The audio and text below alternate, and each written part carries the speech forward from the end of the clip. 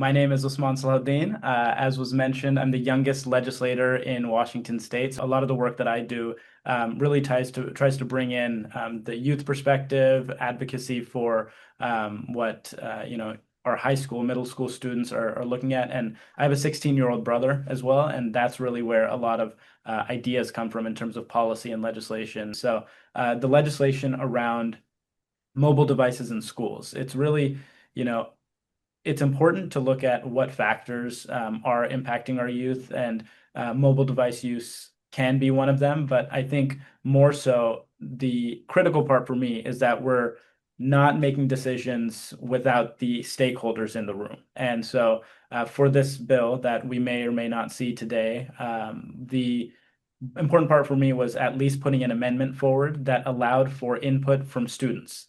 That if any decision is made, there is stakeholder engagement with young folks and students. Oh my God, I didn't know you were working on an amendment specifically on this Oh yeah, bill. yeah, yeah. So So describe, can you describe just briefly for our students when that idea came to you and how you're doing that? yeah, so that idea came to me when the bill was briefed. We were told about it yesterday. The bill passed through the Senate, and from the Senate, after getting all the votes, it has to go to the House, and the House has to get all of the votes before it would then go to the governor for passing a bill into law.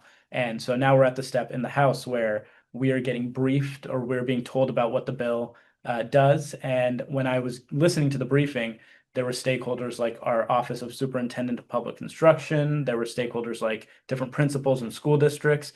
But what was left off the table was the students themselves. If a bill is making an impact on your lives, I want to make sure that students like you are at the table to make a decision on what's impacting you. So that amendment is being received well, and if the bill moves, then we're going to accept that amendment so that your perspective and your thoughts on whether or not you think this is a good idea even can go into this work plan of what the bill actually does. Why is it so important to hear that youth component?